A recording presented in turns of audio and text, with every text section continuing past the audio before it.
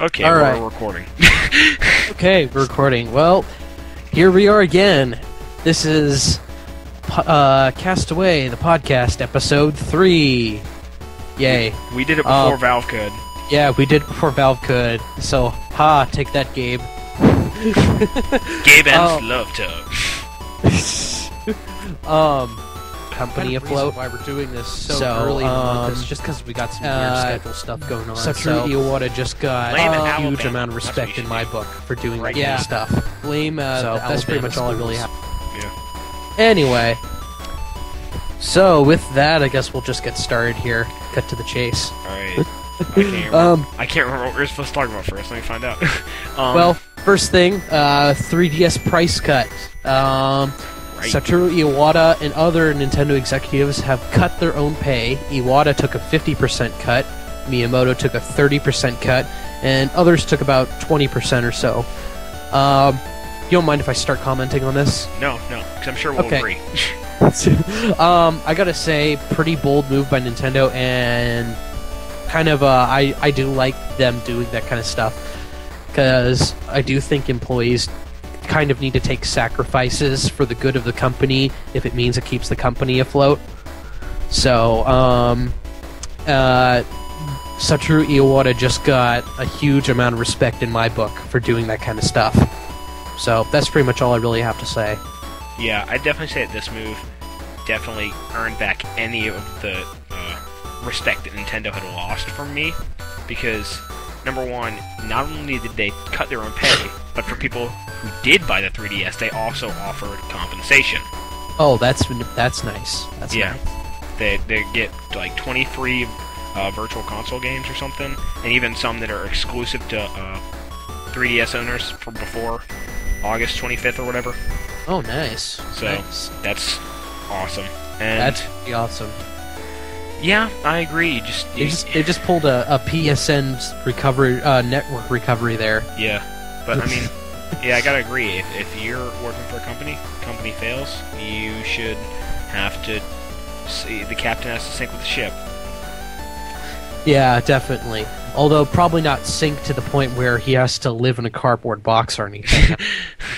I mean, you can only sacrifice so much before it starts to affect your personal life. Yeah, we're not playing Harikari Businessman here. Yeah, exactly. So, since Shuda51 is here and you've volunteered to talk about what he says about the whole thing. Yeah. What does he say? Let me try and find it, because he says... Here we go. American executives need to learn from Japanese executives. In America, if your company goes to shit, you get a bonus. In Japan, you get a pay cut. For Satoru Iwata, he'd take a 50% pay cut. That's amazing. That shows dedication to your company and some actual merit. Taking a bonus is like saying, screw you. I mean, Nintendo took across-the-board pay cuts to less than stellar 3DS sales in a recent markdown. Miyamoto cut his pay 30%. Other executives took down 20% of their pay, all willingly and voluntarily, I believe. That's how you freaking do it. That shows some guts and heart, and I have endless respect for these guys. Nintendo wins. That's it. So, yeah, I gotta say, congrats to Nintendo on making that kind of move. Gutsy move, and their popular just probably went up by 9,000%. Yeah. Anyway. How do you think... Okay, question. How do you think this is going to reflect Wii U sales? Do you think this is going to get them popular enough in the gaming community that people feel more inclined to buy a Wii U? Now, that's an interesting question. I'm not sure how well it's going to affect Wii U sales in either a positive or negative way. My initial thought would be that it would probably be positive, because more people are now they have more favor towards Nintendo, and so I don't know. I think they'll probably just have more favor towards Nintendo, and that's really all I can say. They might see a small boost in sales, but it's not huge. Okay, I can agree with that. All right, next, I guess. Did you have another topic, or? Well, I've got the whole topic list right in front of me. So okay. Basically, all I did was just copy and paste your guys's topic list and and Shoota's topic list, and just kind of put the two together. What else so, is that the only thing Shuta suggested? Or? As far as I can tell, yeah, I don't have my email up in front of me at the moment. So Okay, so next. all right. So next thing is decline in video game journalism. Yes. And why should a video game journal company actually report on video games? We can just have some paragraph report of cosplay on the front page. You forgot the words hot chick, because that's what draws in readers. Okay, yeah. Well, anyway. Think about it. Anyway, this is something that I noticed when I was listening to old episodes of Output on dailydl.com, and they were talking about how if you go to a website like Kotaku, they update so much. Like they update, like I think once an hour, and only like half of the posts have to do with video games. If you go on there and you see like, I don't know, there's just so many random things like booth babes and stuff, and it's actually, the crazy thing is it's actually the same thing happening with tech magazines. Let's see, Compex Taiwan 2011. Pretty much the only thing PC Mag posted about was the people at the booths promoting the companies. So yeah, I was kind of disappointed not to actually see any sort of articles about new tech to look forward to. Yeah. Instead, just saw pictures of people. Yeah, and like, I was kind of disappointed. I think gaming journalism has less. I agree. Games they just pulled a PSN recovery network recovery there. But I mean the same. Yeah, I gotta agree. If you're working company fails. But yeah, there's like booth babes and like cosplay for some reason. I guess that we're bumped with anime nerds. I mean, I know I am, but I mean, I know some people are not. But, me. Yeah. I wasn't gonna say anything, but I don't know. I feel like if you're gonna classify yourself as video game journalism, like Kotaku is the gamer's guide, is what they call themselves. You need to pull. You need to do some quality over quantity. Seriously. Yeah, most definitely. And that's also kind of, I know it's a bit of a shameless promotion, but that's also one of the reasons why I like Dorkly. Because with Dorkly, they have a good balance between actual video game humor and cosplay. And I mean, don't get me wrong, I do like the special kind of cosplay where somebody dresses up as like an 8-bit character or something. I don't like the stuff where it's like a model or anything. I like the creative kind of stuff, the stuff that's kind of oddball and not just meant as kind of eye candy per se. Well, so that's why I had so much respect for like Hard News and Daily DL, because it's like it's 100% video games. They advertise themselves as a video game site, so it is video games. And Screw Attack and game trailers as well. I don't know. I don't listen to much game trailers or anything, but yeah, game trailers. Hard News is on Screw Attack though. Actually, game trailers. The funny thing is that like 90% of their video game stuff is actual video game stuff. They have barely anything else. So I mean, no, I know that, but I mean, like, although if you go to like, if you actually look on the sidebar, there's the Girls of Gaming thing. And one day, I was like curious, and I was like, "What is this?" And I clicked on it, and it has nothing to do with girls or video games, really. It just sends, it's like the total polar opposite. It sends you to the Spike.com main site, and I'm like, "What?" And the reason why that is because Game Trailers and Spike TV are both owned by MTV. And so they just kind of conglomerate all those sites together. And I mean, I don't have a problem with MTV owning GameTrailers.com. I like GameTrailers.com. They've got a lot of cool stuff. Plus, also, they have a lot of Screw Attack videos. So, plus, I've already got an account there, so I earn GT points every time I watch a video. Plus, I earn bonus points as well if I watch a Screw Attack video. I don't understand that because I'm like, what do I do with those? You can auction. They basically have an auction house where you can get a game for GT points. They have a new game every week that you can get. So yeah, unfortunately, you have to have like 5,000 GT points or something, some ridiculous number, and you get like 1 GT point for logging in, 1 GT point for watching a video, 1 GT point for commenting. But you get like 15 if you upload a video. You get 5 if you make a blog post. We'll start uploading our videos there. I'll start uploading our videos there. only problem is there's a 30-second ad before every video. Oh, never mind. And maximum video size is 200 megabytes. Never mind. We can't fit that. So I don't think. yeah, I was able to squeeze one video I made on there, and I haven't uploaded any other since because Fraps records, it makes a 4 gigabyte video files, and then trying to compress them down gets to me like 500 megs, and I'm like, I can't upload this. Don't do that. Big. It's like you just anyway, but not to get off subject. Anyway, so Anyway. I guess Shooter's opinion now.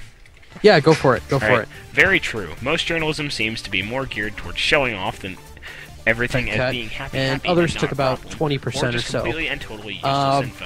You don't mind I'm if I doing start this commenting on most this? recent topics No, because I'm sure Okay. we'll relevant to the Modern Warfare 3 and Battlefield I gotta 3 say, releases. pretty bold I've read move by more and more Nintendo. about how much FPS games have thoughts. How much SPS game? How much SPS? Oh, how many frames per second each game Oh, have, yes. and thoughts on why it makes the game better. Journalism should be objective and focused on actual events and news. Well, I do have to admit I am a little bit of an FPS junkie. I do like to have a smooth gameplay experience, but I can tolerate around 15 frames per second, but anything lower than that, I'm like, nope, I can't do it anymore. I'm done. no. Well, here's what he was saying: is apparently there's some quote. I can't remember on what website. I think it was Kotaku, but apparently, see if I can try and find it. You So sales. do you think this is going to get them popular enough in the gaming community that people feel more inclined to buy one of the guys who's working on Modern Now, Warfare 3 that's was an saying that is interesting going to question. outbeat, outsell I'm not Battlefield sure 3 how- because it's at 60 FPS and not 30. Hmm. And Shuda was saying that's total BS because it should not be about the frames per second. It should be about the gameplay. And Oh yeah, most definitely. anyway, Most definitely. And that's kind of, it's basically the same kind of graphics versus gameplay Yeah. kind of war that's been going on for the past year, past couple years, actually. I don't think it's a war. I think that the graphics side is losing. I think that the problem is I think all people prefer gameplay over graphics, but the thing is, some people just don't know what good gameplay is. Like, they assume that because Yeah. Call of Duty is the industry standard, that it's good. On the other hand, if you play a game like, I don't know, if you force them to play, like, GoldenEye Source, they would be extremely... It would finally show them some different aspects of what gameplay is like. Yeah. So, yeah, I kind of do have to agree with that, though. One thing is that I wasn't raised on first-person shooters. I was actually raised on racing games, so I can't exactly comment on that kind of stuff. Ridge Racer!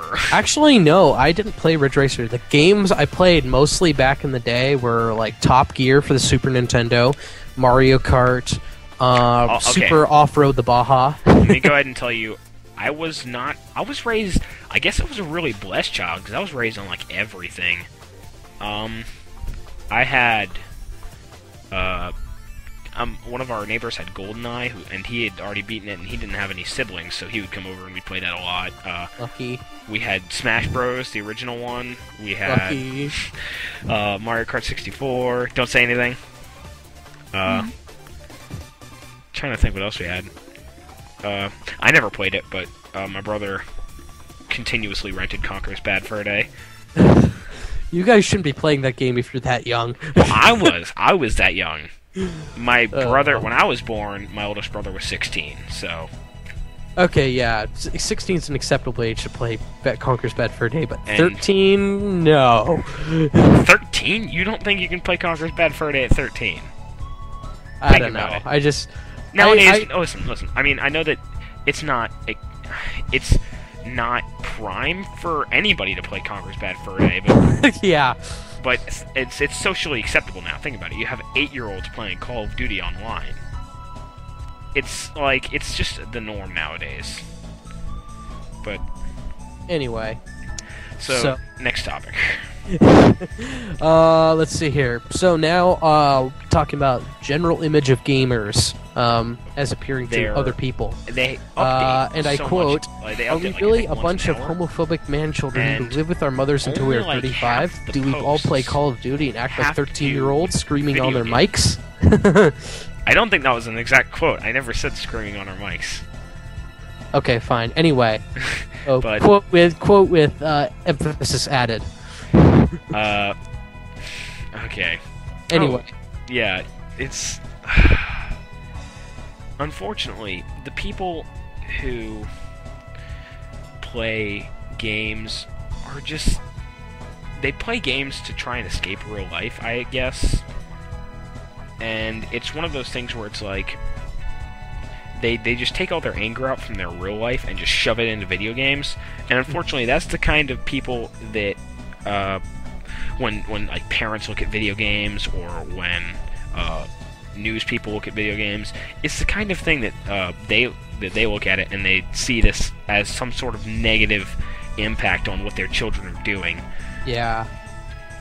And it's just so, like, it's so unfortunate that people are so one dimension. They see us all as one dimensional. That we're just this or we're just that. Yeah. It's really unfortunate. When in reality, it's like a very diverse culture. Yeah. One thing I do gotta say, not defending or going against this point you made, but I do have to say that two things really. First off, the charts don't lie. Average age of gamers around 30 to 35. Second thing I do want to say is that I did read up on a study about a month ago, and they actually found out that instead of violent video games causing violence, it actually reduces the amount of violent and aggressive behavior in a person, because that person is able to expel and unleash that kind of anger and frustration on the game instead of unleashing on, say, a person. Exactly. So that's kind of why they kind of see that trend on a game when they say a news person plays Call of Duty or something. Yeah, but although the one thing I will say is that you didn't really break my point at all by saying 35 is the average age, because it's 30. There are adult gamers. I understand that, but most definitely. But does that mean that we're all a bunch of little immature people who live with our mothers when we're 35? No, it's our regular, socially functioning people can play video games, and apparently the rest of the world doesn't understand that. Hey, well, if you play Tetris, you're a gamer. If you play Angry Birds, you're a gamer. Congratulations. If you've picked up an iPhone, you're probably a gamer. You're not the stereotypical gamer. Yep, unfortunately, most definitely. The stereotypical gamers sometimes exist, but it's not one of the things where we're all that way. It's not one-dimensional. You can't just say that that's the way we are. Yeah. So, anyway, I think we've covered that topic. Wait, hold on. Shoota's. Got anything more? Oh, yes, that's right. Shoota's image of gamers is, it's low. It doesn't help that we're generally advertised like that, even by our own peers. See the Spike VGAs. There are some people like that, but really it's being stereotypical and hypocritical. It's not limited to just gaming, but right now gamers are in the spotlight of the world for the tomato throwing. I like how you put that. G4, LOL. Yeah, G4 is probably one of the big instigators of this negative opinion of us. G4? A video game channel? Oh, really? Really? They don't show reruns of Cops and call it Cops 2.0. Yeah, and I mean, sci-fi is probably more video game related. Because, I mean, you've got Star Trek on there, and there's Star Trek games. That's probably more related than actually what G4 shows. I mean, there's no Cops video game, as far as I know. Anyway, I mean, I like G4. I think some of the shows are good and funny, but it should stop advertising itself as a video game show. The only thing that's really video game related on there now is X-Play, and that's it. Anyway, so with that, I do think that we've covered that subject enough. Yeah. So basically, stop stereotyping us, you dirty bastards. You know, if anybody hears that, then they'll probably think you're one of those 10% of gamers who fit into the immature category. Yeah, no, that was the purpose. That was what I was going for. Okay, anyway, So our next kind of topic is a bit more free form. Who are your favorite developers, indie, mainstream, free, and why? So I'll let you start. I'll be nice this time. I want to introduce the next one too. Okay, go for it. Jesus, I don't know. There's number one, Ska Studios and Z-Board Games are both great companies. They release indie games, sell them for $1, sell them for like I think the max is $15, which is Ska Studios' Vampire Smile, but it's just so they're so dedicated and they make such great games and for so cheap. And then there's these are indie developers right now is what I'm listing off. Okay. Notch made Minecraft. Oh yeah, Notch. Everybody knows Notch. Yeah, it's because Notch is like the epitome of like optimistic, happy. When you gamer. say indie, everybody thinks of Notch. I actually don't. I think of Robert Boyd. who Well, runs- anyway, the general public, when they hear the word Yeah. indie game, they think of Notch. It's like, Probably. oh, Minecraft's indie, yay! But yeah, Anyway. I mean, like Notch is like the epitome of like the optimistic, happy gamer who loves games and is just like a nice guy generally. Mhm. So I guess. And then you have the guy who made I Want to Be the Guy, who's pretty much just an asshole. Is he really? I've never like. Well, he's not not actually really an asshole. I'm just saying that the fact that he's made this game impossible for 90% of the people out there. Oh, and like that and also yeah. he pretty much just thinks all of his whatever he does is terrible. He kind of has that mentality Oh, about it. self-critical? Yeah. No, Yeah. I have that, unfortunately. Yeah, I kind of have that too sometimes, where it's like I can't be proud of the work I've done because I know there's so many other people out there who are way better than me. So I should be proud of whatever I do. Well, it's not that with me. It's like I do things and I get trophies and blah blah blah, but I know that there are people who deserve it way more than me. Yeah, that too. But So anyway, but and then there's I don't know, God, indie Savak. developers. Savak. Have you? Oh yeah, Battle Kid and stuff. Yeah. I haven't played the game, but I've heard a lot about him. Oh God, he's such a nice guy. Like, Sounds like a nice guy. Yeah. yeah, he's he did. I did an interview with him and Robert Boyd and Jamie Sanders, but that's different. But I've done interviews with all of them about game development, and they are so nice. So Okay, who'd you sleep with to get that kind of deal? I didn't. I thought I would have to. I was like, God, what did they want me to pay them? But I was just like, hey, I'm doing a school project about what I want to do with that when I grow up. I want to do video game design. So would you guys be cool with me interviewing you? And they're all like, yeah, sure, why not? Works for me. Of course, I didn't really have to ask Jamie because I'd done Oh, one. I'd done one with him 6 months before, and I just copy pasted it. Nice. And anyway. Let's hope your school teacher doesn't listen to this podcast. Oh God, I don't care. She I was one of the 3 kids in the class she liked, so I'm sure that I conducted the interview. Doesn't matter when I did it though. So, and I only had to do 1, but I did 3. So, Nice. Extra credit. overachiever. And then there's Shuda, who says, I prefer, or actually, I guess we really haven't talked about commercial and free developers yet, have we? Hmm. Commercial. Oh yeah. Valve, BioWare. Yeah. Rocksteady. Does not get a lot of mentions. I like Rocksteady. Rare. Not much anymore, but. What were you saying? Nothing. I'm just kind of talking to myself. I'm actually kind of compiling my list of developers that I really like while you're talking. Oh, I thought we were gonna do like a back and forth kind of thing, but okay. Anyway, I guess since you're done, I'll just start listing off. I'm not totally done. I thought you were. Not totally done. Okay, No, I go thought you for were it gonna then. interject somewhere. Capcom. I know that it's like taboo to say that, but they make good games. They still make good games, no matter whatever they do in terms of PR stuff. So God, I don't even know. let's see. I don't think there's any. I'm trying to remember if there's any sort of bad Capcom games. I can't think of any. I can think of some. I can't think of any off the top of my head. I could probably remember some given enough time, but I can't remember any off the top of my head. Honestly, I know you're gonna hate me for saying this, but I didn't think MVC1 was that great. Yeah, I don't hate you for it, because, I mean, to be honest, I'm not a huge fan of MVC in general, and I'm not really even a huge fan of fighting games except for Smash Brothers. But I just kind of found MVC fun. You know, it's just kind of fun to play. Yeah, it is fun, but I think that when you play MVC2 and then you go and play MVC1, you're like, ugh, because I feel like the controls in MVC1 are just so clunky in comparison to MVC2, if that makes sense. Understandable. I haven't played MVC2, so I wouldn't exactly know. But so you're biased against it and you haven't played it. Well, I'm not biased per se, but like it's just the only thing I haven't experienced. It's the only thing I've experienced. So that, and also MAME doesn't run MVC2. It's broken. So, and I have yet to find an arcade machine in anywhere near my vicinity.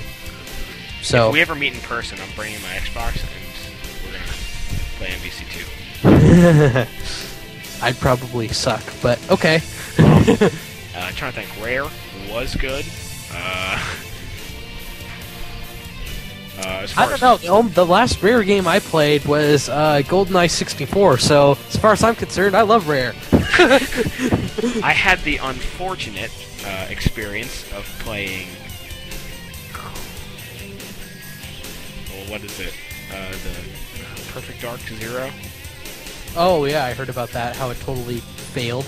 It wasn't awful. The level design was so wacky, though. It was just like... They had, it was the way Screwtac put it was so bad they had to have glowing arrows on the floor to show you where to go. Oh wow, that's pretty bad. Yeah, and as far as free developers go, Brad Bourne, who's also a bit of an indie developer, he's awesome. I actually know him in person. He's the guy who develops Fancy Pants Adventures. Huge popular Newgrounds hit. Yeah, it's like. And, yeah, he's married to one of my friends, so he's a cool guy. He's really nice. Trying to think. Free developers. Pretty much anything at Armor Games. I can't remember the guy who makes, JMTB2? No. No. Who's JMTB2? JMTB2 makes some Armor games. Oh, yeah, no, I know. Con Artist at Armor Games. Okay, haven't heard of him. He made, Warfare 1913 or whatever. Haven't heard of that either. I haven't been to Armor Games in forever. It's been like 5 years, so... Con Artist is good. God, there's someone I just had on my mind. Oh, right. I don't know their names, but the guys who make Sniper Assassin and the guys who make Clear Vision. I really like them. I guess that's it. Oh, yeah, I forgot. Nintendo, as far as commercial developers go. Everybody has Nintendo on their favorite list. I don't think so. Except for Sega fanboys. Oh, and Crytek. Crytek I like. I downloaded the Crysis 2 demo once, and then it asked me to make an account. I was like, I don't want to make an account. I just want to play offline to see how well my computer can run it. It's like, no, you gotta make an account. Fine, screw you. Well, I like Crytek not only because, like, number one, they have groundbreaking technology. It is awesome. But the thing is, they're... Oh, and Valve, I didn't mention them. But, yeah, Valve. Just like Valve, though, they're so open about the community and stuff. It's like... they'll just, like... They give you the source code and everything. They're like, hey, make whatever you want. And then, to hand over such awesome technology to the fans... They get points. Yep. Most definitely. Anyway, so your turn. Alright, so I've got a lot, well, not a lot, but I've got quite a few companies on my list. First off, Kemco, which they haven't died yet, but they've just kind of been sitting in the background for a long time. Then they release one kind of big game, and then they just kind of go back to back into the back again and just not do anything for a while. But those are the guys who made the Top Gear games. They've made Shadowgate for the NES. They made Deja Vu for the NES. Yeah, I remember. I played Shadowgate, yeah. Yeah, so they're pretty cool guys because they're kind of concerned about the fans a lot, even though you don't hear much from them. They're most actually. I'd say about 90% of their sales are Top Gear games. I had to introduce you to my friend Asai because he was talking about how he just kept posting the tracks of Top Gear on his Twitter for like a day and a half. Oh yeah, because they've got some pretty sick music, dude. Yeah, he was like, Top Gear is like my favorite game ever. I'm like, why haven't I introduced you to yet? Anyway, so also though Kemco actually didn't make Top Gear, they only publish it, but they work very closely with the company that did actually make it, which has been long defunct, Gremlin Graphics from the UK. It's like a team of like 5 guys that made all the Top Gear games for the SNES. So big, those guys are pretty awesome. They're just awesome. Isn't that a show, Top Gear? No, not the show. It's the game. But the funny thing is that actually the game and the show are not related at all. Okay, even though they're both about cars. I thought they were supposed to be. But BBC, which runs the show, actually filed a lawsuit against Kemco back in 1992 over the title of the game and the TV show for brand confusion. Which Kemco technically lost, but in the terms, BBC didn't actually explicitly state that they needed to change the title at all. They just didn't want... they basically had to not label themselves as related to the TV show. Oh. So, that's pretty much how the lawsuit worked out that way, which it was kind of hunky-dory, so worked out okay, which I'm cool with that. So enough talking about Kemco and Gremlin Graphics. Those guys are pretty awesome. I also really like id Software. No matter how many Valve games I play, I'm still an id Software boy. I really did. I forgot to mention them. Also, Apogee was good. I liked Apogee. Oh yeah. Actually, the thing is that how it worked back in the day with id Software and Apogee and everything. First off. Oh no, I know this story. Yeah. Okay. Well, it might help to explain to our audience because I know. I know. I was just mentioning that. Yeah, I know. Okay. Yeah. Well, first off, when id Software made Commander Keen, they were actually working under a parent software company called SoftDisk, and SoftDisk actually signed a publishing deal with them to publish, I think, the first episode of Commander Keen. Subsequent episodes of Commander Keen, however, were published under Apogee. And actually, the funny thing is that they actually took the computers to a boathouse during the night and encoded for Commander Keen and sent the code to Apogee, and then brought the SoftDisk computers back the same night before everybody else came to the office. Actually, I think you might be wrong about that. Well, I read the Masters of Doom book. No, I know, but I don't think Keen was. No, because I do know for sure that at least one episode of Commander Keen was published under Apogee, and I know that at least one episode was published under SoftDisk. All right. So anyway, I just remember that they had Catacombs 3D and. Oh well, yeah, that's before Commander Keen though. Hover Tank and Dangerous Dave and Dangerous Dave was actually yeah, Dangerous Dave was before Commander Keen as well. So yeah, because Dangerous Dave in that Mario 3 remake was the forerunner to Commander Keen. Yeah. And actually, the interesting thing is that id Software actually sent a demo of their Mario 3 on PC and sent it to Nintendo, and was wondering if they could strike a publishing deal with them. However, Nintendo said no because they didn't want to capture the PC market, because they were happy sitting at the console market at the time. So, which is kind of too bad that they turned down the deal. Otherwise, we probably would have had a very different future. And then we got the other Mario PC games. Yep, and then we got the other crappy Mario PC games. Anyway, so after publishing deals with Apogee, then they ended up wanting to do their own thing, which they ended up publishing Wolfenstein 3D with Apogee. And then with Doom, it was completely self-published because id Software had become a big enough company at that point. Well, and do you know why they did that though?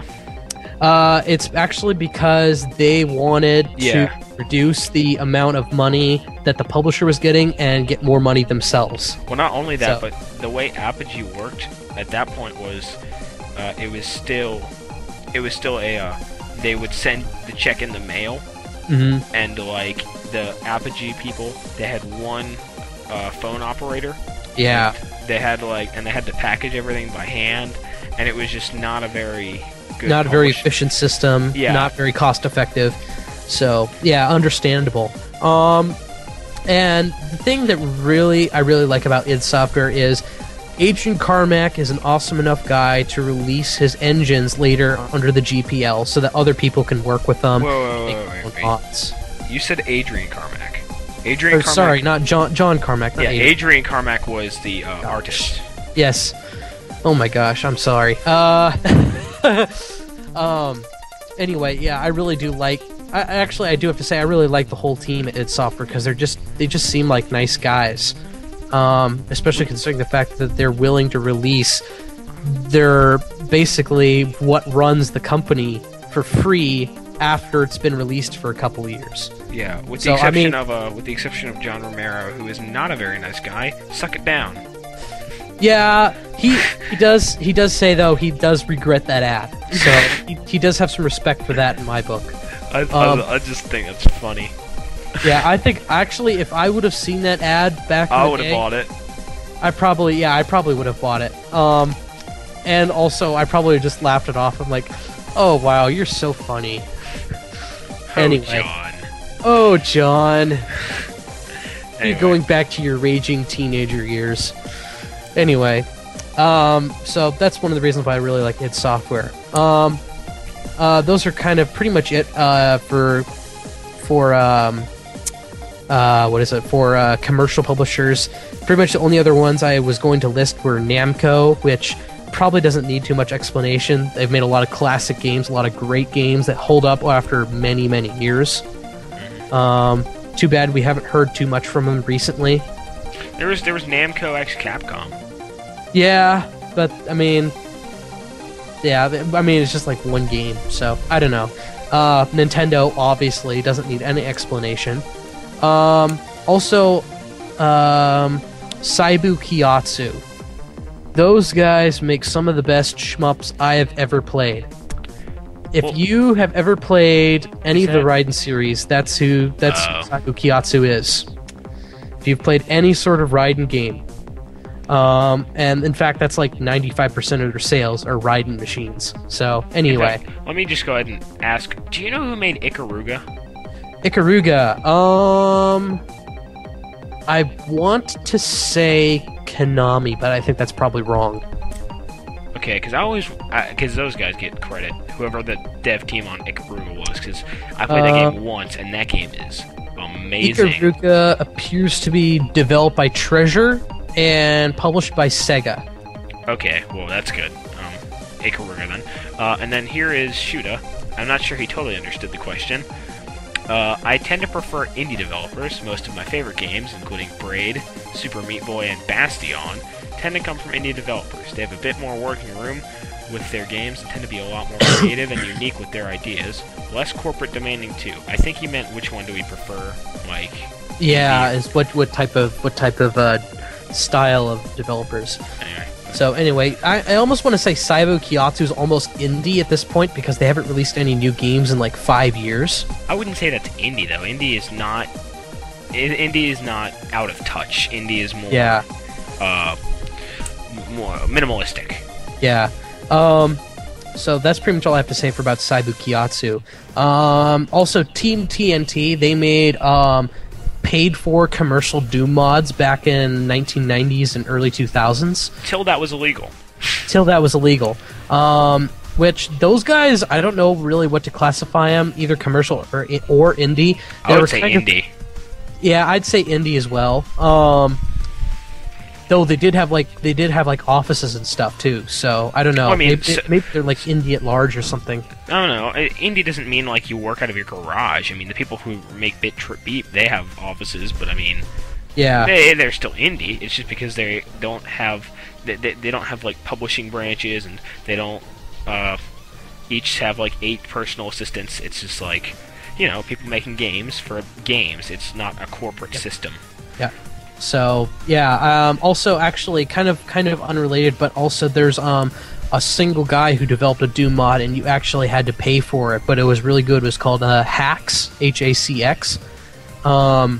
It kind of almost had a System Shock feel to it, System Shock 1 feel to it, and you'd have to pay $15 to get the full version for that.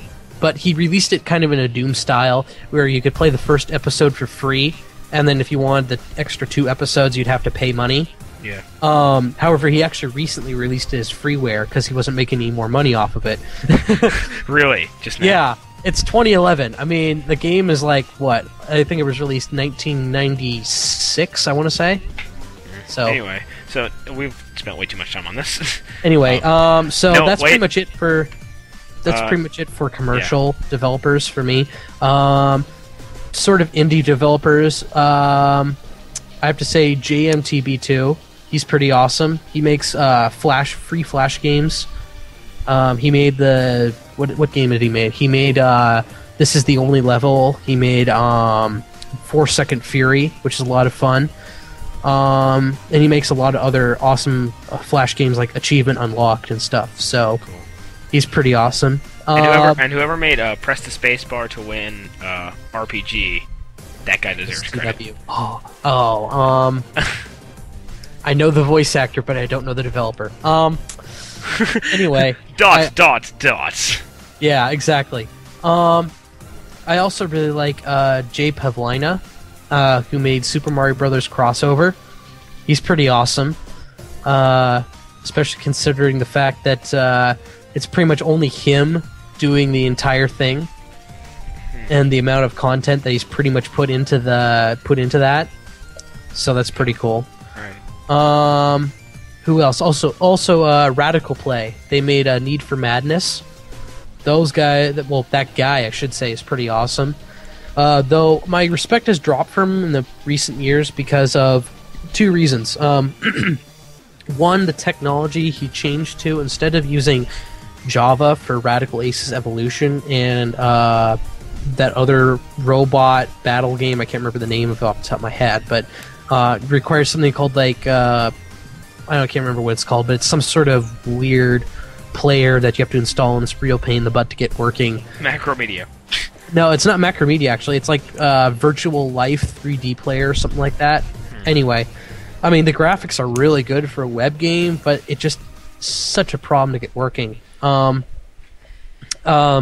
he does get a bit more respect when he went back to his old Java 3D technology with Need for Madness 2.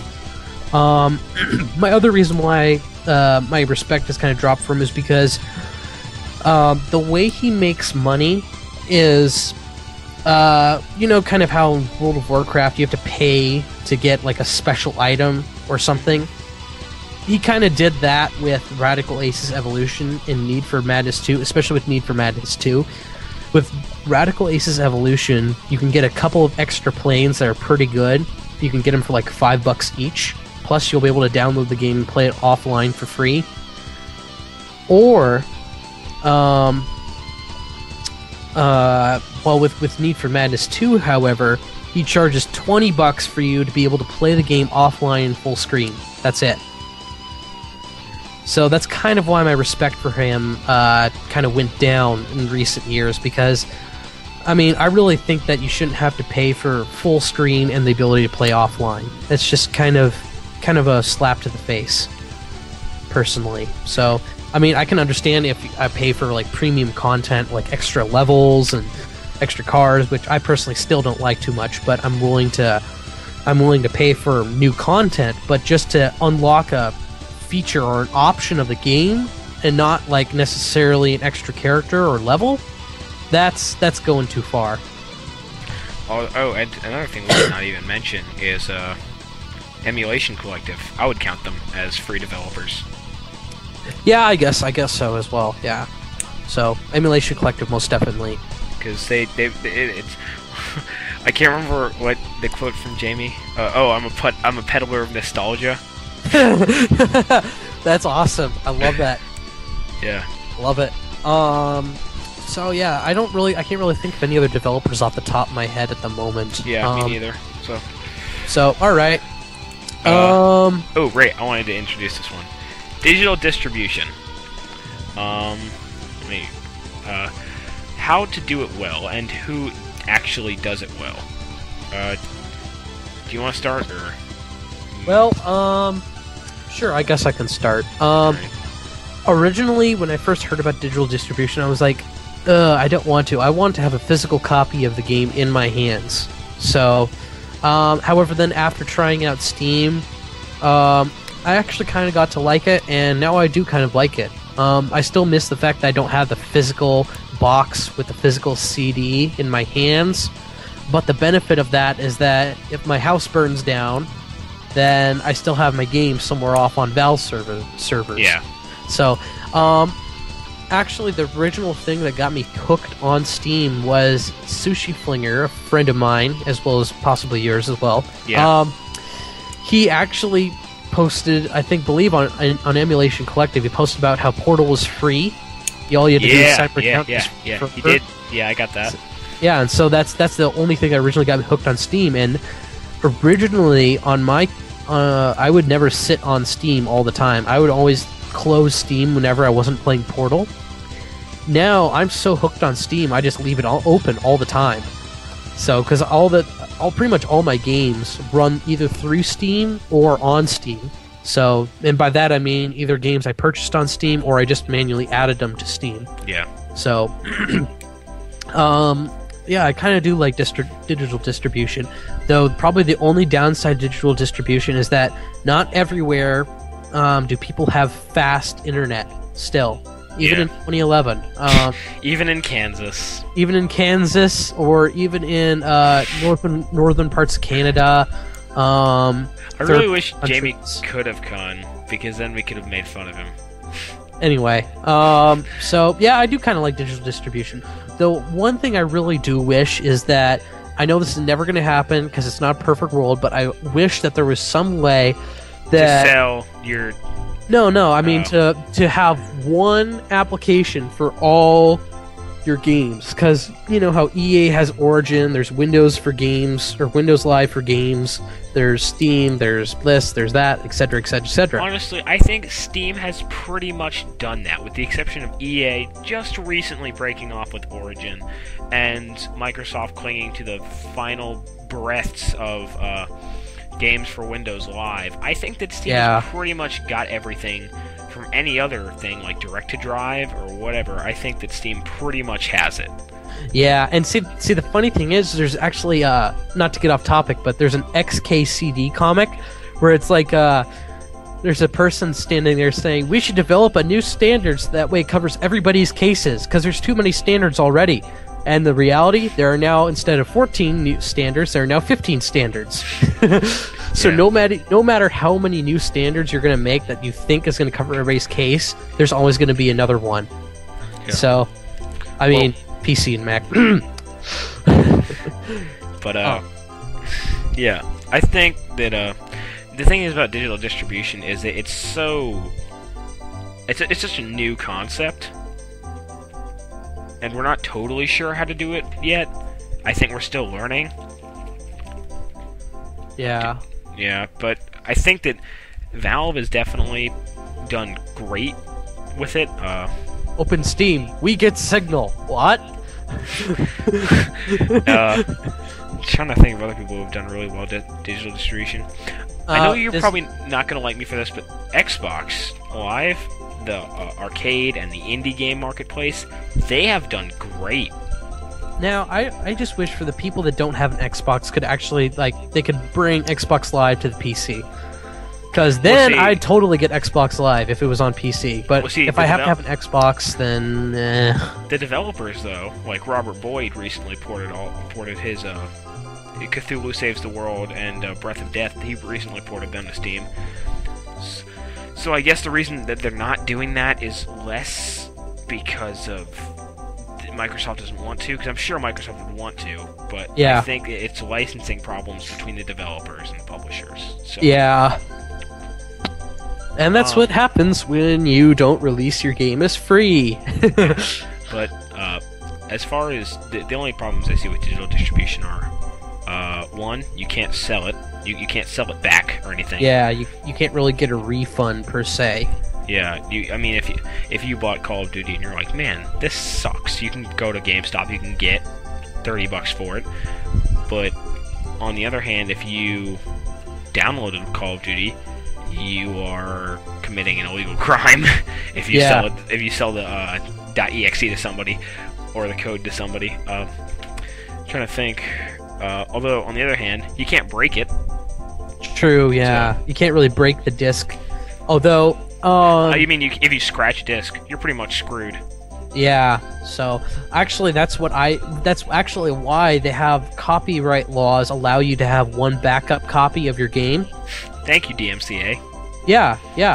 At least they let us do that. But see, you can't do that though. You can't. Yeah, because you've got DRM. Yeah, you can't burn it to a DVD and just put the DVD in your Xbox. No, everybody learned from the Sega Dreamcast. You can't do that anymore. Yep. But, so, yeah, there's both pros and cons to both types of distribution. So, and also digital distribution is so much cheaper because you don't have you cut out the middleman. You don't have to pay for the making the disc. You don't have to pay for making the cases. Actually, making the disc is super cheap. A disc is like less than a cent. Yeah, it's less than a cent. But when you release a game that's, but I mean, you still have to release. You still have to get the books. Yeah. And the cases and the shipping and the handling, and it's shipping and handling is about 90% of that cost, that physical overhead. Yeah, so that's why when you see games released on PC digital distribution, they're sometimes $10 cheaper than you can get them on Xbox and PS3. Yeah. Like, I know that Fallout 3 was $10 less, and I was like, why is that? And then I was like, oh, right, because you don't have to pay to move it everywhere, because you just copy and paste it. Yep. It's like, it's pure profit. It is pretty much pure profit. So, yeah, I guess you do have to say there's just pros and cons to both types. Yeah. So. Oh wait, hold on. I forgot Shooter. Oh yes. Steam obviously does it best thus far, and oh, he touches on something I wish I could have said. Companies need to model after Steam. OnLive, however, has a fairly unique way of doing digital distribution. I believe that system, if it were given to different people, advertised more, and had some bugs fixed, could do a much better style of distribution of games. Do you know what OnLive is? OnLive, I'm not. Isn't it like that one console you can get for your TV, and then basically it'll play like a whole bunch of games, and just downloads everything? It's sort of it, yeah. It's like, okay, think about an Xbox, alright? Yeah. But every single game is digital distribution. Okay, interesting. So it's like Steam, but on a console. Yeah, it's like if you don't have a good computer with a good graphics card and all that, they sell digital distribution as a console. Interesting. And I think that's one thing they said on Screw Attack that really, I thought, that's cool, but I think the newest game on there is like Borderlands, and that's from like 2008. And I mean, and that's because of licensing problems, obviously. I'm not quite sure about that. I don't know really, but I think that's definitely. I think it could definitely do well, but there's just. I guess that as far as. I think it's becoming the Phantom, if you know what that is. And and also one other thing that probably should mention is that with digital distribution, you have to have the infrastructure to support it. If you're a small game company, you are not going to be able to do any sort of digital distribution unless you license your game out to another digital distributor like Steam. That's not true. Well, when you think about like the Humble Indie Bundle. Well, yeah. And what they do is you pay for it, and it sends you to a download link where you just download the .exe. It's not that hard. Yeah, except that, like, if you take a look at Minecraft, when you download the Minecraft EXE, it's actually downloading from Amazon S3 server. It's actually not downloading it from any sort of Minecraft website, the Minecraft website web server. Yeah, but I mean, like, if they really wanted to, they could put it on, like, MediaFire. Yeah. And they just have a locked MediaFire file and just give you the password when you pay for it. I mean,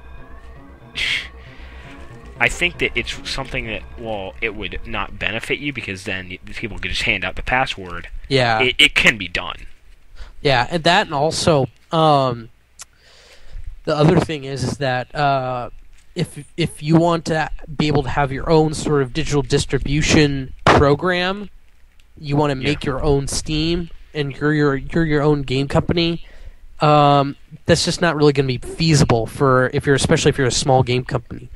So that's generally why a lot of companies would license out to Valve with Steam or any sort of other digital distribution system that's already popular. Even if you're a big company, think about EA. Basically, they tried to make digital distribution with Origin, and it's getting panned. It is getting so much hate, not just from Steam, not just from Valve fanboys, but I mean I think Destin Legary from Screw Attack and Daily DL, and now he's working at IGN or whatever, he was like, yeah, it basically sucks. Yeah, unfortunately. And he was saying that Steam boasts the numbers that there's 3 million people on there at any given time, and he doesn't think that EA could possibly boast those kind of numbers. Yeah, because everybody's already using Steam, so... Yeah. And not only that, but I mean, there's not even the wide selection of games on EA. Yeah. It's like only EA games. Yeah, so... I do have to say one thing, though, is that one thing I think Valve should implement onto Steam is to save bandwidth on Valve servers. What you can optionally do is opt in to, if you know how torrents work, you'll kind of understand the concept of this, but basically you and other people that already have the game send unmodified copies of the game to other people to reduce the load on Valve servers, so that way Valve doesn't have to have as many servers. So you're saying that you think that they should allow users to act as seeds? Yeah, kind of, and they would be able to send files, but what they would do is Valve servers would send hash checksums to all the game files that the person has downloaded to their computer, compare them to a completely plain out-of-the-box copy of the game, and then if the seeds match, then it'll send the file to whoever needs the file. I could see that. So that basically would save Valve a huge amount of bandwidth. Plus also the fact is that they'd have basically instant, pretty much free, and instant failover servers, which would be remotely instead at their data centers. So it'd basically almost be like having every single computer connected to the internet acting as a digital distribution server, partially speaking. So, and if you understand how torrents work, then you'll totally get what I'm talking about. No, but, I know what you're saying, but so would that not cause awful bandwidth on the user who's being well, what you would do is you would opt in. You would opt in. Oh, yeah. I get it. Okay. If you want to do it, then go ahead. Yeah. Then check this box and accept the terms and agreements. So yeah, okay, I can see that. Yeah. Yeah, cool. I think that would be a great idea. Gabe Newell, if you're listening, do it. I'm gonna send it to him. How about that? I'm gonna send him a link to the podcast. You know what's funny? A little off topic, but I found that Gabe Newell, I don't know if it's a fake profile or not, but Gabe Newell is on knowyourmeme.com. He actually, as far as I can tell, it looks pretty legitimate, but it looks like a legitimate profile, but as far as I'm concerned, I'm pretty convinced he's on knowyourmeme.com. Oh my gosh. So yeah, that's pretty funny. Anyway, so next... Talk about community involvement. Alright, so do you want to introduce the next one, or...? Sure, Rise of Free-to-Play, the negatives and positives. Myself, being somewhat into the community of trolling and such, it opens up a new potential possibility for lols, but... serious goofiness aside, serious look at it is that it's got some negatives and positives to it. The positive thing is that you're going to get a huge and more amount of audience that's going to be exposed to this content, and then more people are going to basically it's going to be spreading more word of mouth, which is still today the most powerful promotion your company can get. And in fact, actually, Green Plastic, a friend of mine, he didn't even consider getting Team Fortress 2 until it became free to play. Then he's like, sure, I'll pick it up, I'll try it, I'll see what it's like. and he actually kind of likes it. So he probably wouldn't have liked it if he had to pay for it, though. So Yeah. Another kind of benefit about that is also obviously you have more players, which means more community, which means more buzz and hype about your game, which means more money, because there's going to be more people paying for a quote unquote premium, or in the case of Team Fortress 2, more hats. The Manco store. Yeah, exactly. Negatives, however, obviously hacking is going to become a huge problem, since anybody can just make an account for free, get the game, and then start having fun, quote unquote. I don't know. I really haven't seen any decline in. I mean, I don't play TF2 a lot. Neither do I, but I really haven't seen much with hacking as far as TF2 is concerned, because the VAC servers are just so tight. Oh yeah. So, and in fact, if you have pretty bad ping, sometimes they'll trigger on you accidentally. So, and then you got to send a support ticket to Steam. But anyway, that's another story. I think the VAC stuff is really helping, and the thing is that since we don't see many hackers on TF2 or any other source game for that matter, because the Valve team for patrolling VAC and such is so diligent and so fast at tracking these guys down. Yeah. So we just never hear about it or see about it, really. However, in games where they don't really have that kind of ability, or they have a dedicated team of people to track down people that are using unwanted software tampering, like Skulltag, for example, it's pretty much the server admin's job to figure out what to do. So actually, Skulltag hacking is actually a significant problem, and that's actually kind of partially the reason why they're still releasing new versions, is to patch the holes that the hackers exploit. Excuse me. So I do have to say it does have its negatives and positives. So I can't really think of anything else to say. Yeah, I guess with me, I really am sort of pessimistic about free-to-play. Because number one, what you're doing basically is you're giving part of the game for free, and then you have to buy extra things for the game. Now, extra things can be good. Now, like if you were to say buy extra costumes, or in Valve's case, extra hats, that's fine. I mean, it's not necessary. It's not a necessary item. Oh yeah. But as like if you're talking about like with the proposed Ghost Recon Online that's coming out soon, basically they're going to say it's free to play, but you have to buy certain guns. Then the game becomes unfair. Now, I know you really can't complain that the game is unfair, because it was free. But I feel like if you're paying for extra content, then at least try to make it to a point where it's not overpowering the people who are on the other side. Yeah. Now, of course, you have to make money, and not everybody's going to buy a hat. But like me, because I don't care about hats. I haven't played TF2 anyway, so.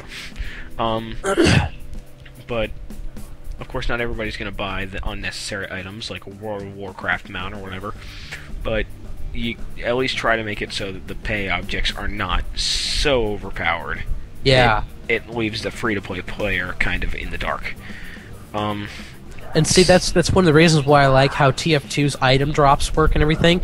Yeah. You can either pay a couple bucks to get the very special item, or you can hope for a drop. So, either way, you can still get the item. It's just if you do you want to spend money, or do you want to feel lucky? Force of nature. Yeah, actually, I traded for a Force of nature, so. I do not play TF2, and all I know is I just saw the poster, the Force of Nature. Yeah. The Valve store. Love that. Anyway, but Shoot says, rise of free-to-play. When done right, free-to-play can be done well. That's redundant. I believe free-to-play should give you the full game up front for free, with extra things being given to those who play. If I have to pay in advance in the game, if I have to pay to advance in the game, something's wrong with your model. free to play should give you the game, but make you have to work up to get the higher gear or tier level, while paying players should have automatic access. Not better items, but quicker speeds to get to those better items. Now, see, I can see that. Yeah, I can definitely see that as well. Yeah. So, I also, what is it? There's actually a Nerf Now comic I read a while back, and it showed like a comic of a person doing PvP, and it's like one person has like really awesome skill but like no gear. They do like 328 damage against the guy who has like uber gear, and then the guy with the gear does like huge amount of damage, like 9,852 damage or something like that with the gear. And then the person with all the skill says totally unfair, and then the person with the gear says the forums are that way. So which I do kind of partially feel that sometimes. If I'm playing against somebody who's got superior gear and I've got the superior skill, I lose anyway just because they have better items. Yeah. So, although I will say did you hear about World of Warcraft becoming free? no, I didn't. Either way, I'm Basically- still not going to play it, but I mean, I'm not going to either. I actually had a friend who was addicted to World of Warcraft, and him and his brother both played it, and his brother probably gained, I don't know, 10 pounds. But it's kind of funny. But so basically, World of Warcraft is apparently adopting the free-to-play model that Shoota doesn't like, where you can play for free up to level 20, and then you have to start paying monthly fees. so that's how they hook you. Is that Yeah. you play so much that eventually they have to start. You play until level 20, and by then you're probably addicted to World of Warcraft, and then you gotta pay for it. Yeah. See, I could actually never really get into World of Warcraft. I played it once for about 5 minutes, and I'm like, this is too complicated. I'm done. Have you ever played Runes of Magic No, I by haven't played that. Frogster?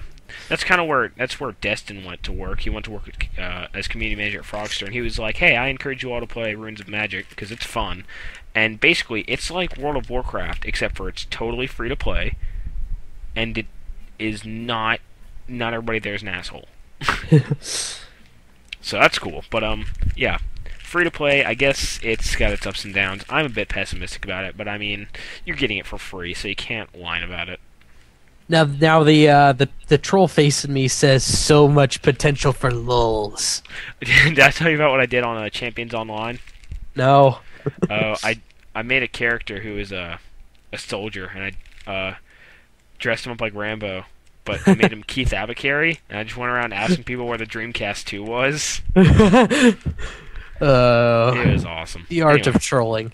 Anyway, I guess that's it. I guess that's really all we have to talk about. Let's do the song of the month. It's your turn to pick this time Holy around. crap! So. Because I thought the podcast was tomorrow. Metal Gear Solid theme. I guess what I'll go with. Okay.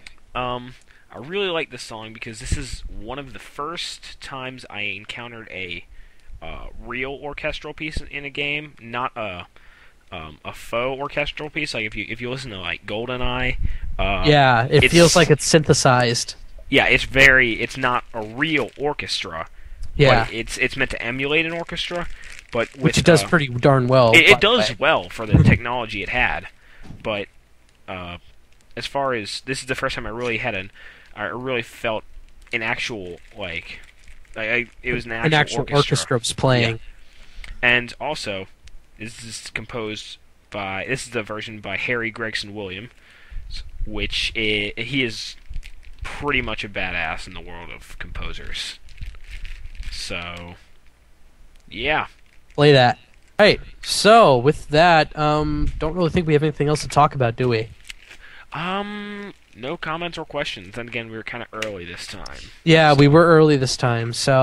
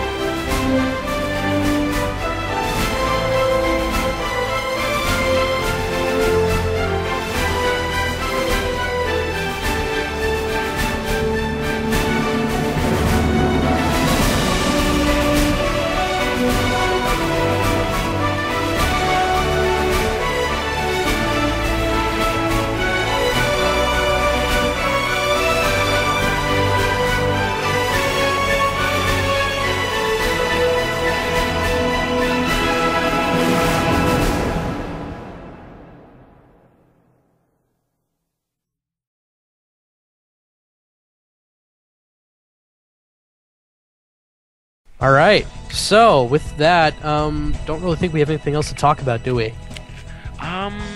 No comments or questions. And again, we were kind of early this time. Yeah, we were early this time, so that's mainly because you've got school starting up pretty early. So. God, screw Alabama. Anyway, I'm kind of lucky because I don't have school starting until like September. So. And I'm starting a live action series soon, so I have to finish at least doing the first episode before school starts. I also have summer reading and blah. Yeah, I probably won't be able to do podcasts during my school year because since I'm in college, that means I can go through years worth of curriculum in 12 weeks. And that means that 90% of my time is classes and homework. You want to hear a funny statistic? Sure. Most information becomes irrelevant in 3 years. So by the time you get to your senior year, most of the things you've learned in freshman year are completely useless in the real world. So, especially in technology terms. So, yeah. And that's exactly why the CompTIA A+, now you have to retake it every 3 years instead of it being good for a lifetime, which means that every 3 years you have to pay $150 to take a stupid exam for 4 hours. So, why again are you becoming an IT professional? Because I like it. I don't know if it's just because I'm masochistic. Yeah, exactly. And in fact, actually, I forgot to mention this last episode podcast, but let's see, what was it? July 29th was Sysadmin Appreciation Day, the official world Sysadmin Appreciation Day, where basically you're supposed to appreciate the guy who gets paged at 2 in the morning to fix the email server, fixes your computer while you're on your lunch break, and he's supposed to be on his lunch break. Make sure the web server is still running. Make sure that the PCs got deployed properly with all the applications and latest virus updates. And basically, in general, just keeps the whole technology thing running. Yeah. So, and us sysadmins deserve a lot of appreciation. Yeah, I was actually... We were recorded on the 29th, so... Yeah, I totally forgot. I was like... I'm going to make an announcement during the podcast saying Happy Sysadmin Day. But, saying, celebrate me! Well, actually not just me, but any sysadmin. Anybody who does any sort of technology and maintains stuff on the back end. Because the guys that maintain on the back end are just like engineers in Team Fortress 2. They do a lot of the stuff that keeps the whole team running and get no recognition for it. They're just like the engineers on Team Fortress 2. They're all soft-spoken Texans. No, not that way. But yeah, I don't know. I could never really become an IT professional. It'd be one of those things where it's like, I can't deal with the ignorant woman who doesn't understand that her computer isn't possessed by the devil, so fuck you. Yeah, so, but you know, I've learned to tolerate that kind of stuff, so... I can tolerate it, but my level of tolerance, or my way of dealing with things is punching things. So, if I try to do that, I could tolerate the person on the other end of the phone, but I'd probably end up becoming an abusive father. Anyway, well, we probably should wrap this up here. So. Yeah, so, again, comments, questions... Yep, send comments and questions, leave them on the YouTube channel, send them to castaway@gmail.com. No, Castaway Podcast. Castawaypodcast@gmail.com. Somebody else might be already using Castaway they were. They were. You're going to get a bunch of random emails, whoever you are. What are you guys going to talk about next episode? What are you talking about? Actually, one quick thing I did want to put out. I didn't get time to tell you this beforehand, but the podcast, but you can actually now go to doom2.darktech.org in your browser, and if there's a website that comes up, that probably means that the server is up. That's kind of a crappy way of checking the status of it. Cool thing is also up there is I also posted server information and rules and such. So I got that, and if you want to play Doom, then check that first. Yeah, especially. I am possibly looking into maybe starting a Minecraft beta server on the same computer. Not sure how it's going to perform. But see, I also probably won't be able to administer that server at all because I don't have Minecraft, so I won't be able to connect to it. I would much rather use, if you had a computer, or have a question. Do you want a fish tank computer? Fish tank computer. I'll have to look into it. Well, because me and my friend built one, and now we have nothing to do with it. So if you want to pay $100 to get a Pentium 2 shipped to you, no, dude. What you gotta do is make that a shoot. put it on wheels and roll That it would down be the street. actually, no, that could be a multi-user dungeon. That could be a multi-user dungeon computer On what? on DOS. Maybe Crunchbang Linux. I could do Crunchbang. I don't like DOS, but I like Crunchbang. Oh, I love DOS. I grew up on DOS. That's because you're old. I'm only 17. I'm not that old. You're 3 years older than me. Anyway, well, we'll close it up here. Enough off-topic rambling. Good night, Good night. folks.